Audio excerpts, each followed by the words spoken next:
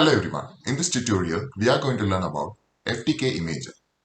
It is a forensics tool used to clone or image a disk or a drive.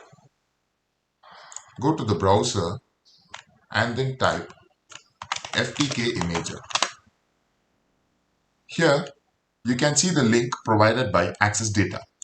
Go to the web page and then click on Download Now. Give your credentials and then agree and submit to download the tool. Run the setup and then continue with the tool. Now open the Ftk Imager. Here we can see many options. First, we need to create or format a separate disk for testing. I have this disk. Let's assume this is the criminal disk.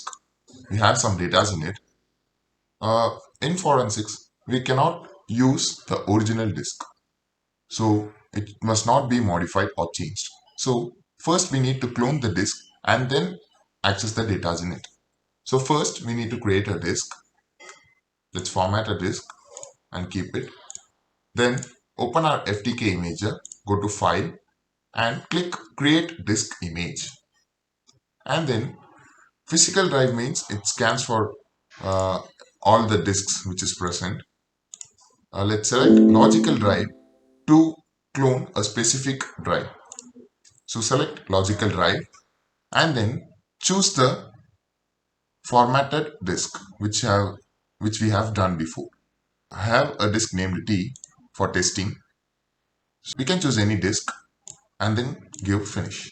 Then we have to click on the add and give E01 format. Now give the credentials like case number, evidence number. We can give the description if you want, and we can type the name of the examiner, and then we can also add some notes. Here, this is the image destination folder, which is after imaging the disk, the E01 file will be saved in this specific location. So I am saving it in the desktop, and then we can give any name for our file. Let's say test image, and then the default size is 1500 MB. Let's leave it as it is and then give finish. Now click on start. Now the progress is ongoing. After completed, we will get the image summary of the specified disk. Now after completing, we will get an E01 image which we need to analyze further forensics results. Now here we got the results.